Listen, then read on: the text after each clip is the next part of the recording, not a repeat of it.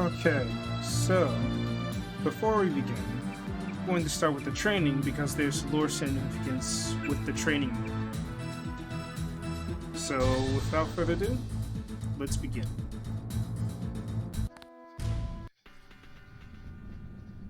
UNATCO Training Facilities, Continental United States. Nice floor texture. Now, when we walk forward... I figured you'd be sick of drills by now. Hopefully our training exercises will be more interesting than what they've had you doing at the academy. Meet Jaime Reyes. He's going to be our basic training's mentor for this part. He's basically the, games mechanic, or doctor, so to speak. And he's here to train us on what to do. It's the basic stuff, so don't expect much.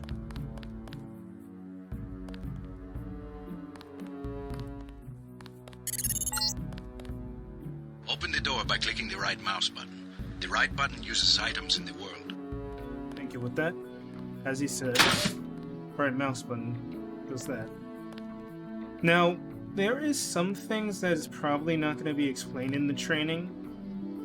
I think it kind of does, but we'll get to that when we see it. In the meantime... The key on the desk opens encryption-based nanotech locks. When you pick it up, it will automatically be added to your keyring. Use the keyring to unlock the door and proceed to the next area. Yes. Oh, and there's Mr. Reyes. And right behind him is a bunch of scientists, and next to him is a mysterious figure that we've never seen. We'll meet him in the future. Right now, we don't need to worry about him for now.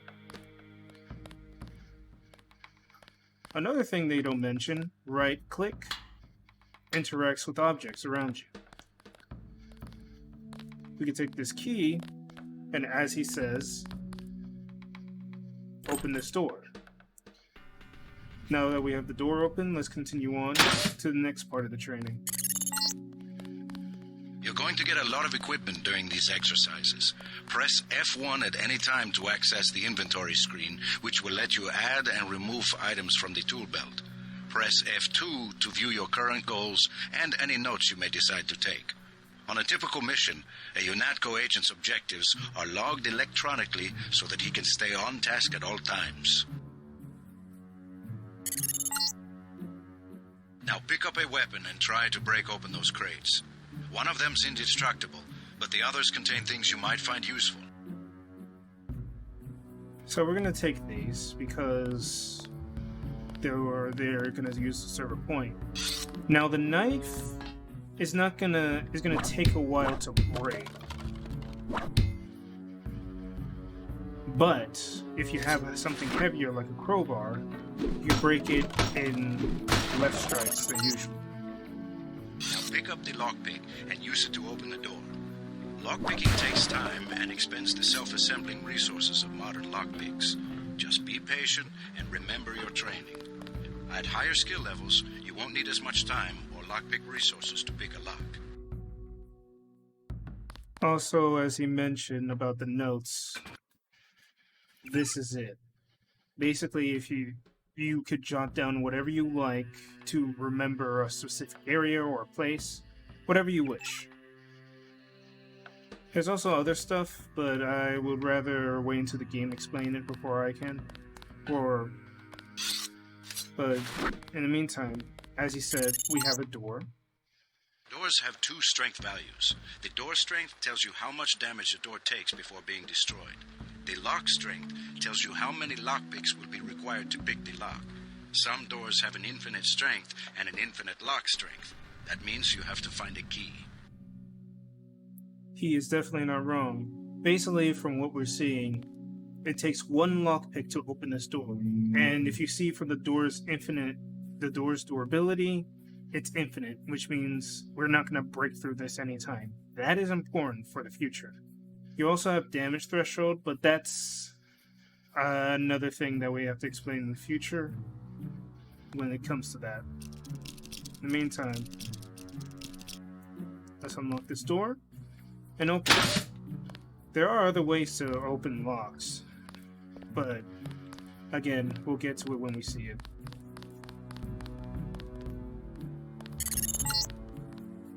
The code to the door has been stored in that data cube. Right-click on the data cube to read the contents, then type the code into the keypad. You activate the keypad with the right mouse button, just like you activate a data cube or any object in the world. So yeah, this is one other way to open doors. You see that, as you see, some doors have pads that need a code. You need sometimes you can use specific tools for it, but we don't have it. And I think it comes up in the next part. In the meantime, let's just find a security code. We read this data cube. We'll make this easy for you. Oh, to open the door, use the code 0012. Got it? Timing. Now with that, we know the code, and we can use the numbers keys to open the door. If you have a number pad, it'll be doubly useful. Unfortunately, I have a 10 keyless keyboard, so either way, it shouldn't be difficult. Use the disposable multi-tools on the table to hack the keypad up ahead. A multi-tool's resources are finite. When a tool is depleted, it becomes useless. The manual describes other uses for the multi-tool. At higher skill levels, you'll need less time and multi-tool resources to hack a given device. So yeah, this is our other way of opening doors. This is called, as he said, multi-tools can hack a lot of things, but it can't hack everything. As a matter of fact, here's a book that explains it. UNACO Training Manual, Section 3C, Multi-Tools. A multi-tool is not really a tool at all, not in the usual sense of the word, but a disposable electronic device that utilizes electromagnetic resonance detection and frequency modulation to dynamically alter the flow of current through almost any non-hardened circuitry. Skilled agents can use the multi-tool to manipulate the code, locks, cameras, auto guns, turrets, alarms, or other security elements. Note that multi-tools cannot be used for computer information extraction. See subsection 5A hacking. Yeah. So long story short, it can hack anything that is like electronic and turn it into your side or gain you access. But the more complicated something is, the more your multi-tools you need. Much like the lockpicks, you need more and more multi-tools in order to hack a given thing. And as Jaime said, you could increase the amount of times you need. You could decrease the amount of times you need to use these things. Here's another thing. Almost done. But one quick note. I'm not exactly the expert on this sort of thing. For that, you'll have to check with Sam Carter when you get to Liberty Island. But remember that there's a number of ways to open the door, including using explosives or finding a security computer. Yeah, those are our other two ways we could get through a place without utilizing precious resources. But some of those results may vary. We'll find out about explosives in the future. It's pretty useful.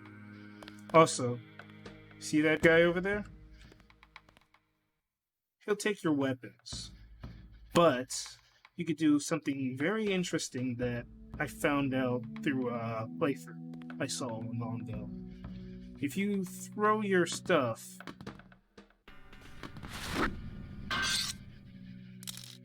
I'm here to pick up all munitions and equipment. Thanks for the cooperation, Agent. Gotta be quick. You'll be able to get all your stuff back without him taking it. Useful tool, that. I hate it when that happens.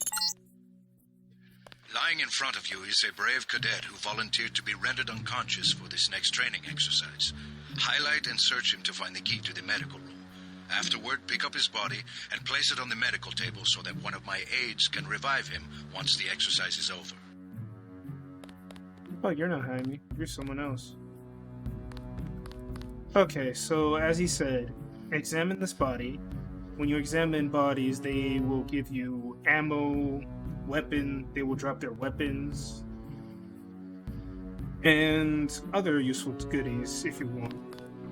So, another thing, before we pick this body up, we need to unlock this door, as well as open it, because you cannot open doors while you pick up a body, which is kind of annoying. Good work. I'll get someone down there immediately to revive Private Winslow. Move on to the next area.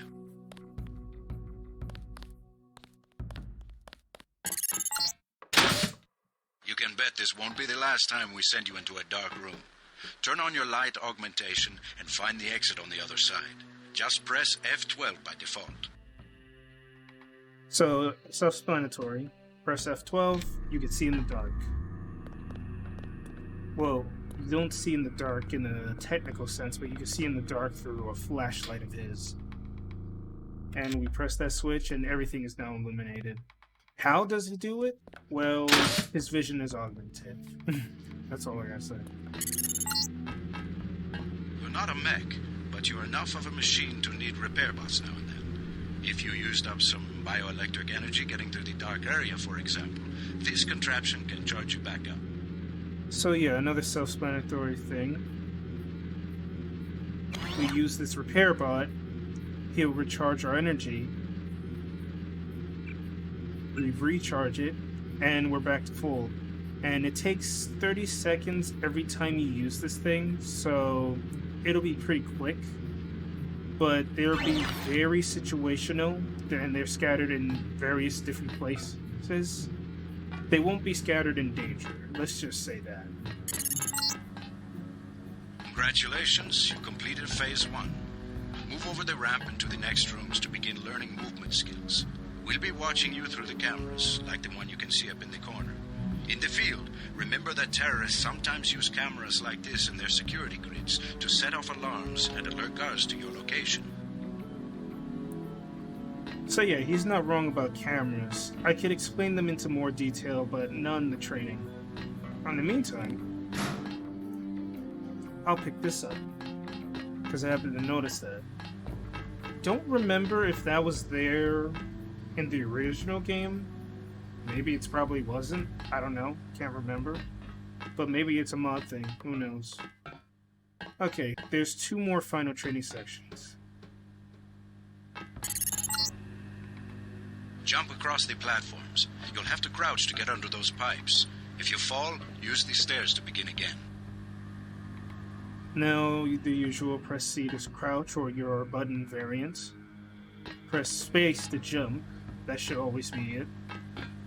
And you'll get through the whole thing without a sweat. Now, I could have done something differently, but I think I'll use the other training example to do it. You need to go through the door up ahead, but it's blocked. Those wooden crates are too big to jump and too heavy to lift, so use the metal crates near the wall to build steps. To pick up a crate, walk up to it so that it highlights, then click the right mouse button. To drop something you're holding, you can press the tab key by default.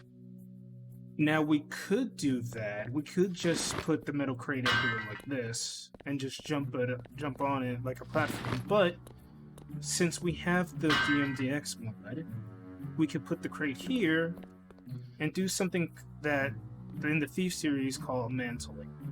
Basically, if you're familiar with mantling, you just jump on it, you just jump near a ledge, and you're able to jump over it. Very useful feature, which I was surprised wasn't in this game, but different engines and all that. This one's Unreal, while Thief's engine, and in a way, System Shock was New Dark. But they're still pretty good advances of engines, and mentally should have been included. Now, go up the ladder at the other end of the room. That's just my opinion. By default, you look up and use the arrow keys to climb. I think we all know how the ladder goes.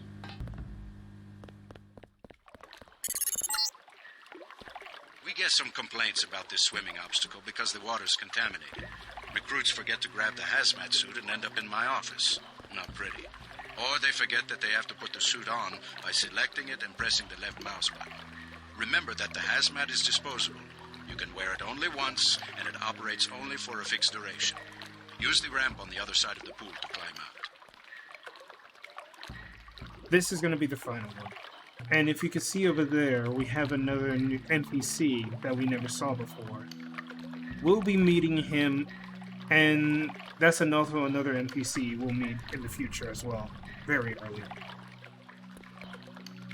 In the meantime, as he said, this water is toxic, but even with the hazmat, we won't be able to get over there fully. So to have the best results, we're gonna run, jump, and turn it on. As you can see, the hazmat suit absorbs a good amount of toxic damage to our body. And as I said, it doesn't last a long time. So we took some damage. But thankfully, it wasn't a lot to a point where it'll be of significance, but that's just me. These medical bots, normally used for quick healing, are of particular interest to you, JC, because you need a bot's help to install new augmentations. If you took any damage during the swim, now's a good time to get patched up. So yeah, much like the repair bots, these things are also scarce. They will be in situational places, in situational times, so don't expect them to see them a lot. And if we look at our body parts, we took some damage, but nothing to write home about. We'll heal anyway. But unlike the repair bots, this is going to recharge back for a minute. So, use them wisely. And we have another guy. And we're going to do the same thing, because we don't like this guy. Well, I don't like this guy. I don't know how you guys feel. Hand in your equipment. That's right. No cheating. All cheating. Not that it matters, because we won't be able to keep all the stuff we get in training anyway, so it doesn't really matter.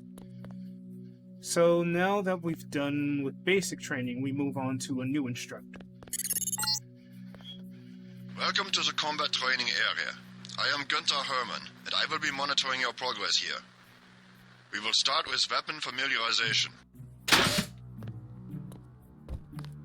So yeah, that's Günther. Your first exercise will be to learn a little about aiming and targeting. Step up to the shooting range to the west. You can tell he has a bit of a Schwarzenegger impression to him. But he's going to teach us about weapons and how they function and all the other stuff. Also, before I even begin, this is your inventory, where you could put various different stuff in here. And like a PC game, like a good PC game, you could equip whatever items you have on any slots.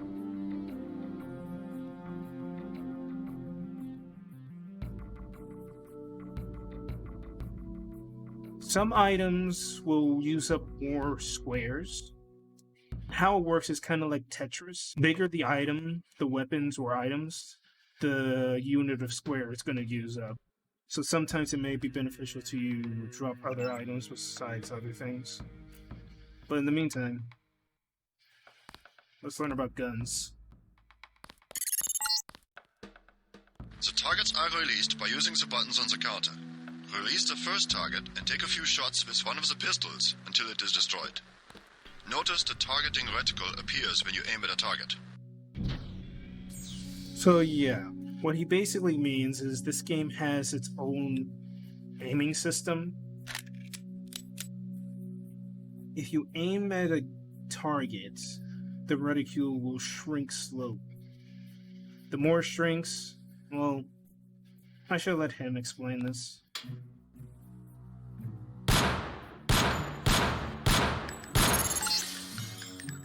Good. If you hold your aim for a few seconds before firing, you will notice the reticle starts out wide and tightens as you hold. The longer you aim at a target without moving, the greater your accuracy will become. Release the second target and aim before shooting this time. Yep. As he said, the more you aim down a specific target, the more your accuracy becomes good. But that also depends on your skill level. With that said, weapon. We have to reload there. Good work. Now proceed to the next area.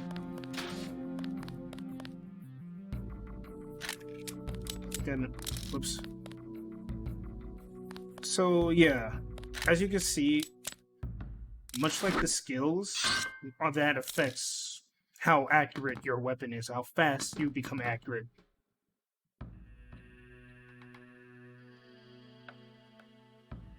I'm here to pick up all munitions and equipment. Thanks for the cooperation, Agent. No problem, sucker. This is a rifle range. Here, you will learn one of the ways skill level makes a difference in your accuracy. Step up to the shooting range. So yeah, as I said, everything is governed by a skill. It's up to you what skills you want to invest into. The targets are released using the buttons on the counter. Release the first target and destroy it with the rifle. Use the rifle scope by pressing the left bracket key to turn the scope on. Yeah, he says left bracket key, but it also depends on what key you have on your thing. So for me, it wouldn't be the left bracket key. It'd be something else. Also a data cube. Default shooting controls. Left mouse button, shoots. Right mouse button, holster. R for reload. Change weapon, mouse wheel. Drop weapon, middle mouse button. Change ammo, C. Change toggle scope, caps. Laser sight, slash. Advanced controls. Scope zoom in and out. Mouse wheel while scope is active. Use secondary weapon, F, if you have the secondary weapon. Cancel reload, left mouse button, while reloading, shotguns only. You can rebind these keys at any time with the keyboard and mouse menu. Okay, so I think that's the advanced controls thing is also something that was added in GMDX. So, as it said, it added and included some new stuff. For what it said with using the secondary weapon, it basically means if you hover into a specific weapon, if you see the assign button, you can equip that as your secondary. And now you have two different weapons. And when you press the button, you can actually use that weapon as a backup when you have a gun out. You can also equip explosives as well. Again, it depends on the weapon, and it has to be small. So, you can't equip every single weapon. Now, with that out of the way, let's continue with our rifle training.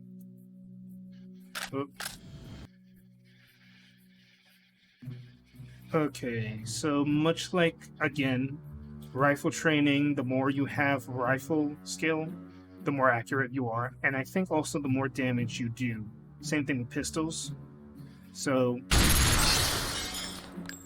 Excellent. Now we are going to raise your skill with rifles to master level. Release the second target and destroy it. Okay, this time, with our accuracy on, I'm curious. Yeah, the training mode automatically puts us into master level. So we'll be much more accurate with the weapon. And the more accurate we become, it does various things. I should explain that as well. So with that, we press the scope, and there we go. Good work. As you can see, higher skills give you better range, accuracy, and effectiveness. Proceed to the next area when you are ready. Yeah, I probably didn't need to explain all that, but You know, just want to let people know.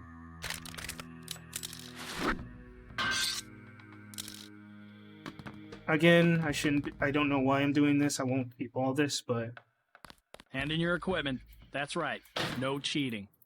I'd rather have it than not to have it. That unfortunately means I have to reconfigure everything. But hey, what can you do?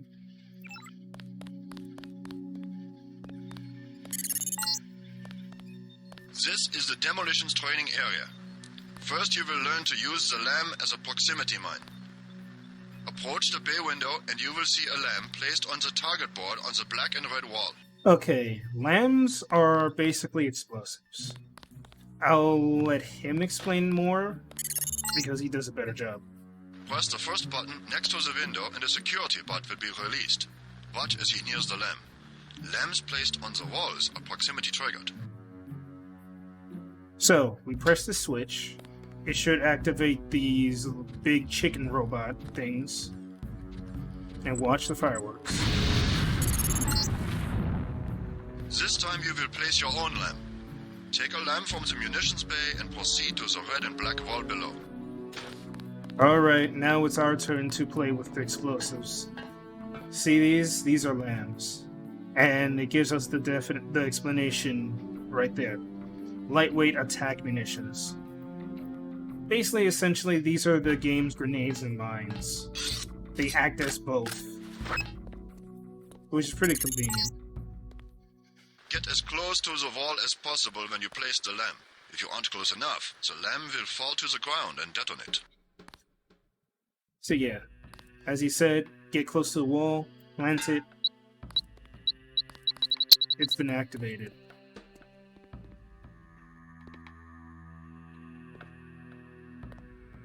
Now, even when we're in proximity on it, it recognized that we planted it, so that's relevant.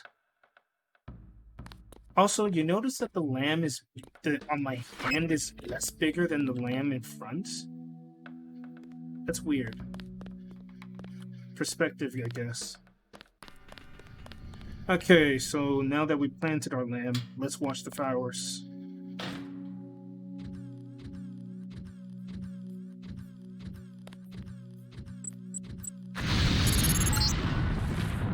Very good, Agent Denton. You may proceed to the next area for more demolitions training. Also, I passed by it. There's a medical bot, but there's no really good need for a medical bot. Now, I'm not going to throw my weapons, because... You'll need a few extra lambs for the demolitions area. Here, catch. He gives you 4 extra lambs. Thanks, you're a bro. So, let Gunther explain. Next, you will need to breach the doors in the hallway. Throw a lamb down to the end of the hall. Once it blows, proceed down the corridor. As he said, since these things act as grenades, we could throw. And as you could tell, this is wood, this is barricaded, and this is metal. What happens when we throw a grenade down there?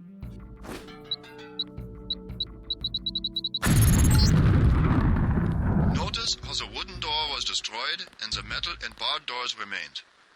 Remember this for future reference. Beyond the destroyed door, you can see a damaged piece of wall you can also breach with a lamb. Try that now.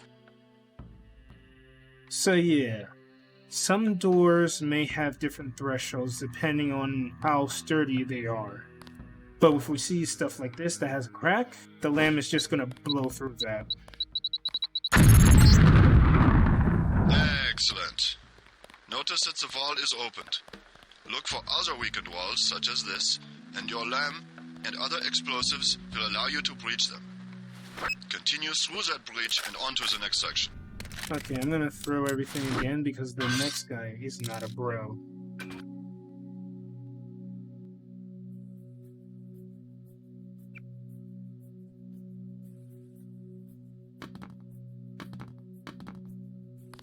Gotta start the next section without arms or tools. Rules are rules. Again, screw your rules. And we reorganize everything again. There we go. The area beyond the door is the grenade defusing facility. Here you will learn how to remove planted explosive devices.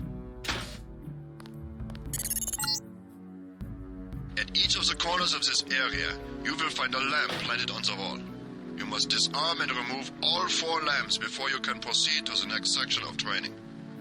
You will need to move up to the lamp quickly and defuse it by right-clicking.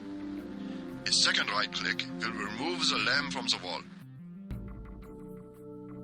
So yeah, as he's explained, if you get close to a lamp, it will start beeping because since you don't own it, it will explode after a few beeps. But if you're quick enough, you could double press the interact button and take their lamps. Again, gonna have to be quick.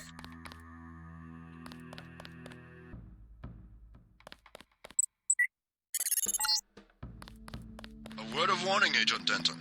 This was a simulated experience. Real lamps will not be so forgiving. You may proceed to the next area. Is this another guy that's gonna take her stuff? Oh no.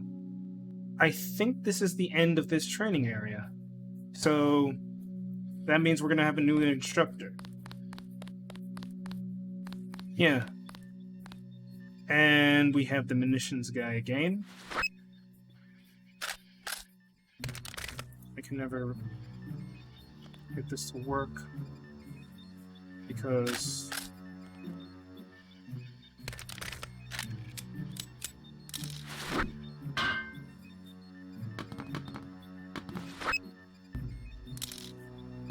it's always complicated.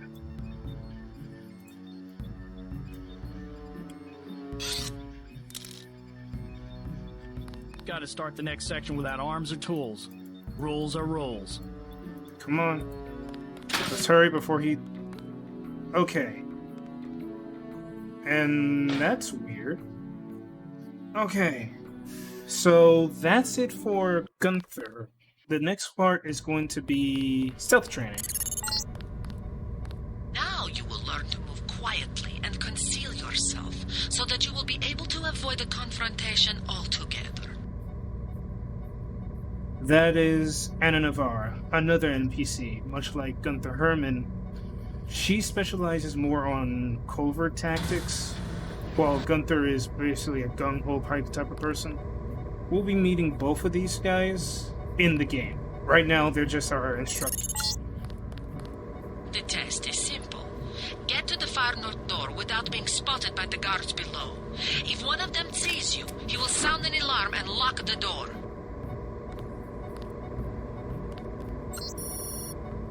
UNATCO Stealth Guidelines Overview. Stealth is a vital component of all UNATCO operations. When implemented correctly, stealth missions result in the lowest possible ratio of agent and civilian casualties to hostile losses. Situational awareness is key, and agents should not be familiar with the tactical opportunities offered by their immediate environment, but how these opportunities can be exploited to their advantage with the appropriate equipment. Tech goggles allow agents to operate in low-light environments such as offices or labs, where illumination might otherwise attract attention. With binoculars, an agent can survey an opponent's disposition and determine the best way to evade or eliminate their defenses. A rifle or crossbow equipped with scope and silencing modifications can be used to indirect targets from a considerable distance significantly, compromising hostile resistance. Other features of the environment can also be used by an agent to enhance their ability to operate covertly or create useful distractions. Enabling security cameras, subverting autoguns, and reprogramming bots are all viable tactics employed by experienced agents in the field.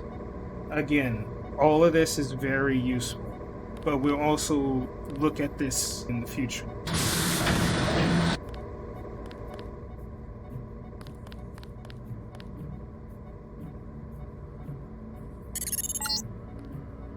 Remember, don't let the guards see you. Use the crates for cover and crouch when you move.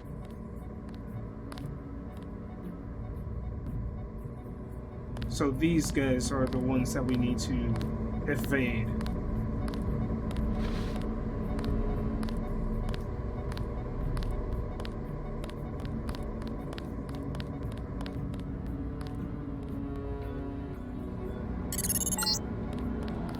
Always remember the 4 basic tactics to avoid detection. Crouch behind concealment. Stay behind enemies. Move slowly to avoid making noise. And use shadows to conceal yourself. Be alert to every possibility.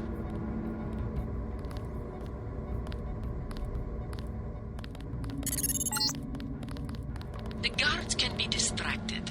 Pick up and throw an object near them, and they will go investigate the noise. Bottles, plants, flasks, many things will work. Like this?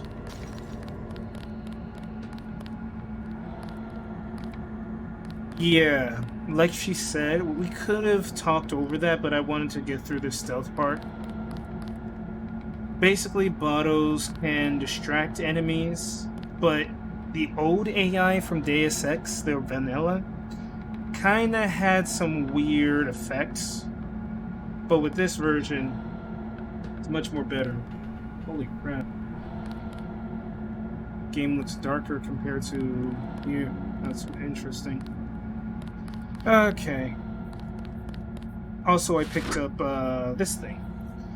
It's a thermal camo, which basically gives you the invisibility, as well as you could go through turrets and cameras without being seen. Very good. I hope you remember this lesson, Agent. They have assigned us to be partners, and I will not stop to hold your hand and repeat myself when we are facing a real enemy. Yeah. And Agent Navarra is the type of person that just means business, so she doesn't really tolerate things.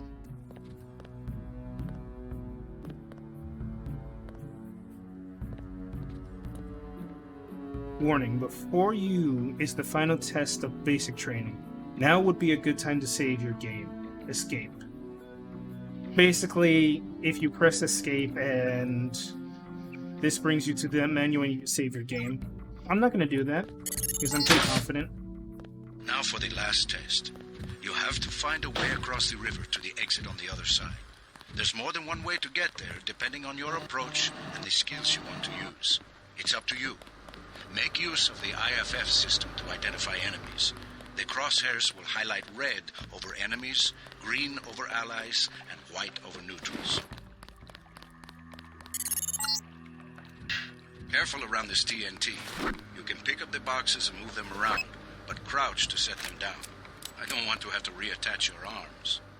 So yeah, we have different ways of getting through this. As you can see, we could swim through if we want. There's a keypad we can hack, which will bring down the bridge. We could just sneak through this robot if we wanted to. But I'm not going to do that. Instead, I'm going to do something more fun.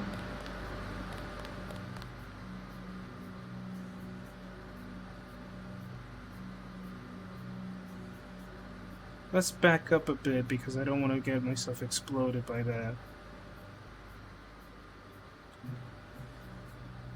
Okay, that robot's coming.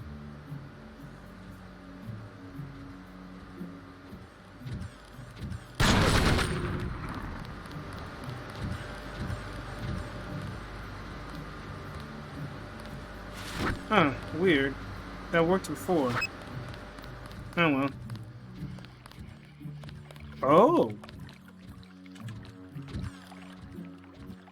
That's new. So yeah, before, last time I did this, he exploded perfectly, but I guess it doesn't work this time.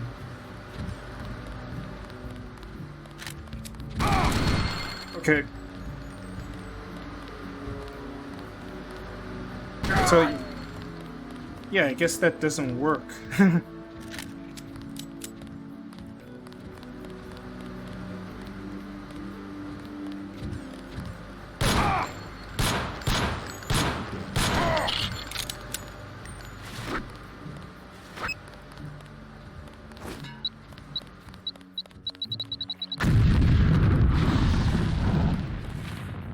That worked. Okay, so last time I did this, I blew up that TNT and it was able to destroy him. But either way, we got through. So yeah, fun fact. This is the second or third time I had to re-record this because my recording kept fucking up and there was no sound. So third time's the charm.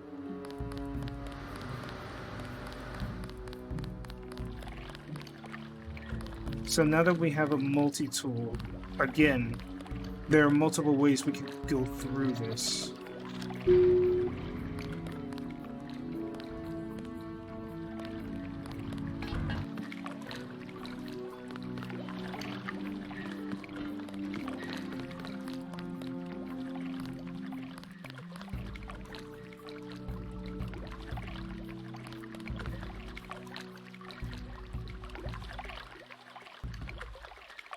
Also, there's Jaime, and there's a guy that we'll be meeting later on the training session.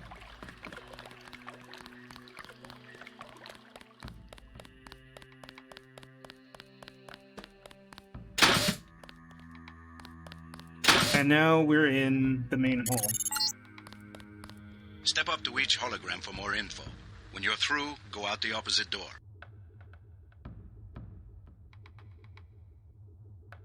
These holograms are going to give us a history lesson in the game's past off. Let's go with this one first. A deployment of UNATCO troopers is the central component of all UN peacekeeping occupations. So yeah, basically these soldiers are the quote-unquote good guys because they fight terrorists, protect the peace, and serve the American way, yada yada yada. But these guys... The NSF, the biggest terrorist threat in the US. This national militia group thinks it is fighting the Second American Revolution. These guys are the quote-unquote terrorists. The NSF is just one terrorist branch in this game's version of America. But later in the lore of the game, we'll read in the future. But they're not the NSF. Let's move on to the next group of history. An inexpensive security bot, a favorite of third world countries and corporate security divisions. Not so mobile, but don't be fooled. We've lost plenty of agents to its well-armored assault gun. Like other bots, it's difficult to damage with ordinary bullets. These things are the small fry. They're not the ridiculous, very powered machines like these guys, but they still pack a punch, especially with their turrets. But these guys, on the other hand... This Page Industries walking turret, marketed to governments worldwide, is the workhorse of most national military forces. Due to the heavy armor, they take little damage from ordinary bullets. If you come up against a bot, you should use an EMP grenade, scrambler grenade, or some kind of explosive. So yeah, as you could see while I was struggling with this thing, these things are no joke. They will attack you, and they will find you and hunt you down. Both of these things are no joke, but these guys, they're definitely not a joke. And now for the final branch. This is the old augmentation technology, hopefully about to be phased out. Notice the reliance on electronics and servo mechanics, a maintenance nightmare. If I had 2 credits for every repair manual that made me file in my office in the med lab, you would be a rich man. So yeah, basically what he said, these are quote-unquote described last year's models. These agents rely on cyberware, like robotic arms, legs, eyes, body parts. If you ever play the future installations, you can tell that these guys, it looks like Picasso threw up on them. But these guys, on the other hand, the Demolition's new nano-augmented agents are nearly indistinguishable from the general population, except that you and your brother don't know how to smile, even for a picture. What are you talking about, don't know how to smile? He's smiling right now, from what I'm seeing. Look at that grin. Happy as a bee. But yeah, jokes aside, these guys are basically nano-augmented agents. Basically, i.e. me. My character. They look human, but they have nanomachines augment their body to many different ways. And depending on how you use those augments, well, I'm getting ahead of myself. But before we enter that door, I spy with my little eye an indented brick. Look at that. We have a secret area. Step over to the communicator. There's someone who wants to talk to you. Manderley likes to hear which agents find this area. They're usually the ones who take terrorists by surprise in the field. Your brother Paul, for instance. All right, carry on. Don't let it go to your head. The point of that is basically to indicate that you were able to find the secret area if you're perceptive. That is very important. This game really encourages the player to be perceptive, as well as play their own way. So yeah, with that, we've reached the end of the training. Now, I had to cut this part of the video off because I found out that the training session in GMDX is a little bit more different than the vanilla version. In the vanilla version, you would just go to a hologram, talk to the NPC, and be on your way. GMDX, on the other hand, is really different. What do I mean by this? Let me show you. So yeah, right now we're in vanilla Deus Ex, as you can see from the shiny, non-shiny textures around me. The reason I hopped back into here is because of how you exit this training area. In vanilla Deus Ex, you open this door and you're greeted with this. You talk to this guy, and from back here, you exit the room. That's it. I'm not going to talk to him just yet because I want to explain who he is. But basically, it's short and sweet. No extra stuff.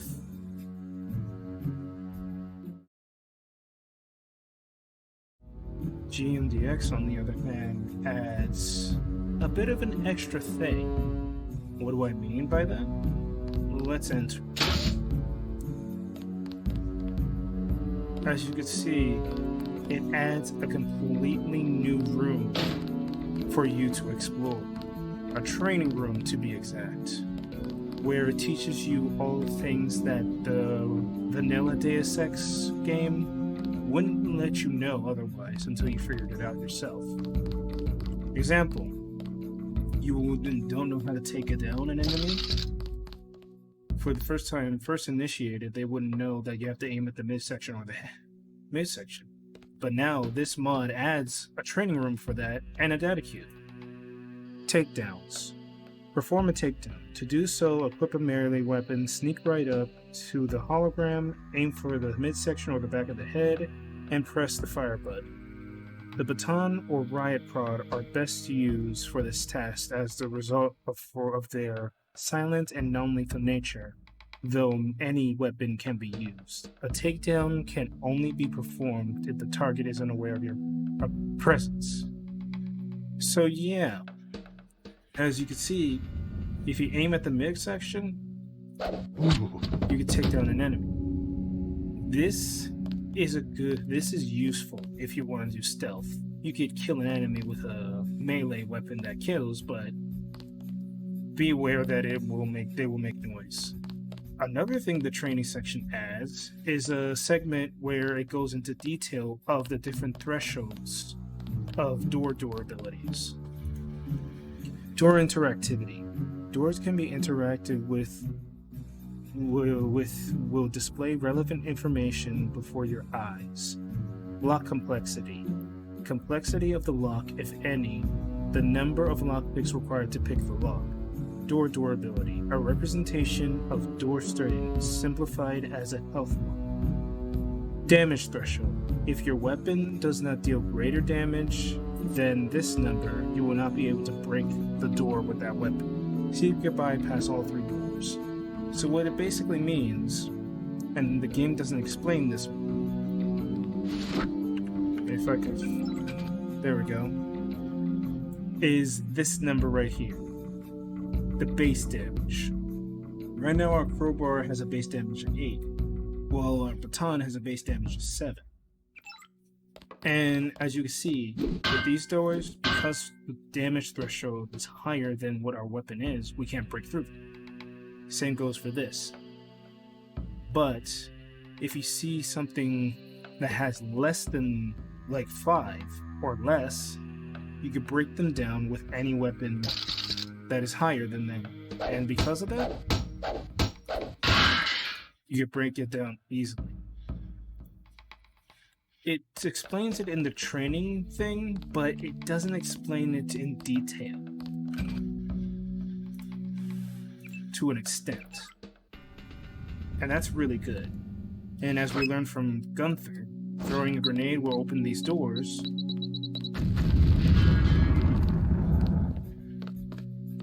And unfortunately, throwing a grenade, that's another thing. Throwing a grenade may also end up destroying the item as a result. Which, you gotta be careful with that. But we got the door open. Excellent. Remember, doors can be unlocked if you have the matching door key. There may be alternative ways around. But I don't think we have the door key. But either way, the fact that it adds this section is really cool. Another thing, it adds a shooting range. So if you want to practice the different ranges your weapons does, you can press these buttons and practice your shooting. Another addition to GMDX. But alongside new additions, it also enhances current mechanics as already present in the game. For an example, you have a shotgun, and you see here a data pad that teaches you about ammo types. Cycling through available ammo types while pressing the cycle ammo button key, C by default, ammo types offer specific advantages and disadvantages depending on the situation at hand. This is another thing that you will not learn in training. If you press the designated button that you have, you can switch ammo types. But what makes it unique from DMD, from the vanilla, is that they added a third or second ammo type for different guns. Like, take a factor of the shotgun. In normal, you only have buckshot and sabot. But because the GMDX mod is installed, you get a third ammo type, rubber bullets. Basically, these are the non-lethal variants that you could use if you want to use a shotgun. I haven't used it, so I don't know otherwise. Also, it changes how modifications work as well. That's another thing I'll explain. Even the pistol has a different ammo type in armor-piercing rounds. Also, it explains how weapon modifications work. Accuracy breakdown. Accuracy negatively is modified by damage to your arms, head, and/or torso. Accuracy is positively modified by standing, crouching, still. Modifying your weapon with accessories such as a laser sight, increasing your weapon skill from the skills and perks menu, and more. Agents don't usually become a crack shot without extensive field experience. Yeah, this was explained in Herman's part again. But another thing that hasn't been explained is that they revamped how the modding system works now. In the original game, you couldn't mod this pistol with certain stuff, like a silencer, but now you can. You have further modification enhancements, in fact, visually and physically. Example, if I put this laser saw sight on my pistol, I get a laser sight on my gun. And that's the wrong button. Yeah, that's the wrong button. If I remember what the laser sight is, there we go, X. It visually shows you the laser sight. Revision does this as well. So the fact that you can have that visually accessible as it shows as well on your gun is really cool. Now there's one last thing that we already covered during the training. Secondary weapons. Pick up the grenade from this table, open your inventory, press tab or F1, select the grenade from the assign button, and click the assign button, which will equip your secondary weapon, and use the grenade at any time by pressing the secondary key, F by default. So yeah, this I also explained. If you have a weapon that has the assign button, you could equip it and press the secondary button, which is whatever you choose. For me is my 5 mouse button. You can use that weapon. I also demonstrated from the door as well how I used it and it switched back to my current weapon. That's a really cool thing. But I also explained it earlier. Now this is also new. And this further goes into the mechanics GMDX adds. As this keypad, this data cube will explain.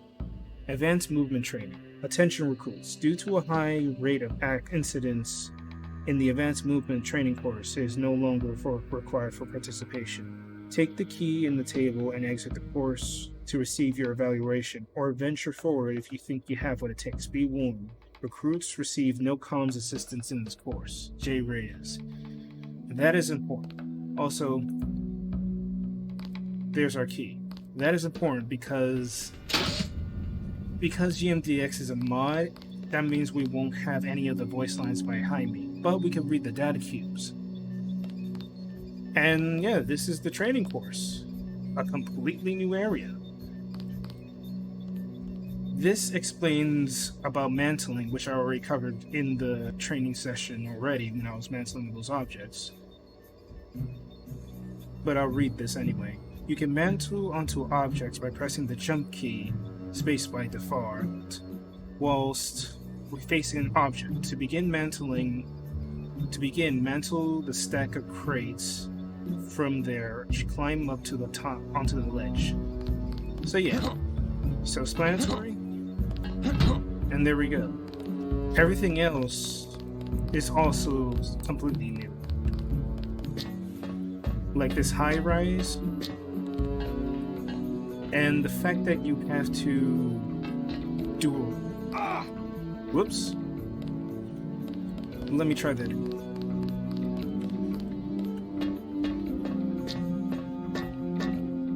So if we jump over, we have another data cube. This is a tougher jump. To get a running jump, if you don't quite make it, you can still mantle the ledge to save yourself from falling down. Yeah, and that's basically what I did when I was jumping over on that other platform. But instead of going all the way there, we have a way down.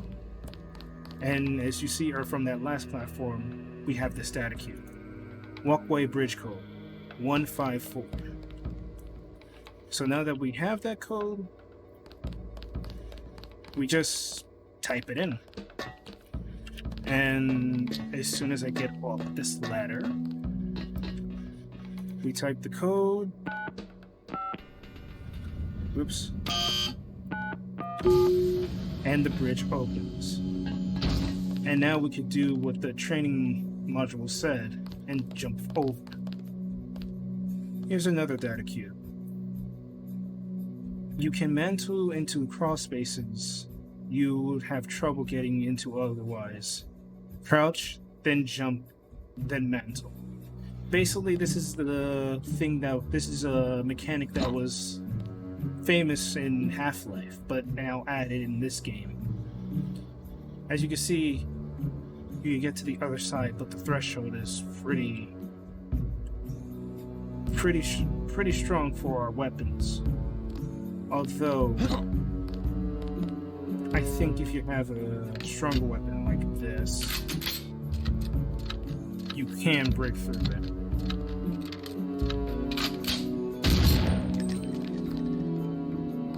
Nah, not strong enough. Fair enough. So yeah, now we can just move on to the next part. When we go down this ladder, we have a training session that teaches us everything about how to swim. Though we already know that from the previous training. But this is where it deepens everything. Ladders are not the only way to surface from water. Jump onto a ledge, look up, and keep moving forward to dolphin jump from the water. Yeah, if you saw what I did in the environmental training, that's basically what I did to get out of the water. But instead of going over there, let's go down here. This little cove. And in a way, we go to this platform, and it teaches us another thing. You mantled from a dolphin jump and found a cunning alternative to get up here. This will mount positively towards your final examination or evaluation. So yeah, it also, just like being perceptive, it encourages you for that to find useful things, and you get a useful training tip as well. Now we go over here, and we move on to another segment.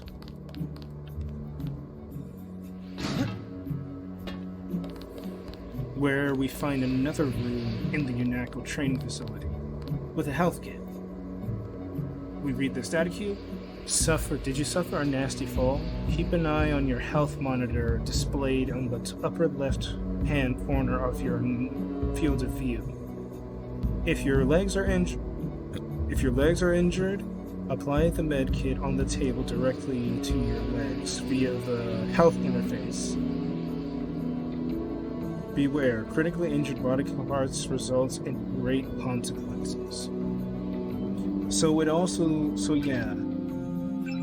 Aside from not teaching you how this works, it only teaches you that health bots can restore everything. But it doesn't teach you that you can use medkits to heal individual limbs. Interesting that. And now there's one last thing.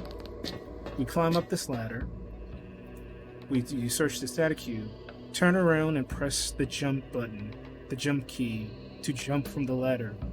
Moving forward as you do, this will increase your reach. Struggling to reach the platform, remember that you can mantle and climb anything within reach. So yeah, this is something that you will normally do in the game, but it doesn't teach you to do that. You would have to figure out yourself. So press forward, then jump, and you could access the platform to press that button. And once we press the button, we're back to the other side. And also pressing that button opens this door as well, which is like the vanilla, the exit room. And that guy over there, I didn't explain in the vanilla version. That's Bob. Sufficiently impressive, and early success for the whole organization. Thanks. You from the United Nations? Your augmentations are a go. The real test comes next. Active duty. I'm ready, sir. Yes. Yes, you are. Yeah. In story-wise, that's Bob Page. He's a millionaire. What does he have? What is he doing evaluating our training segments? We'll find out in the future. But other than that, that concludes the additions of the training section. It's really interesting that they added this for players in the GMDX mod. And I could definitely see why this mod is recommended a lot.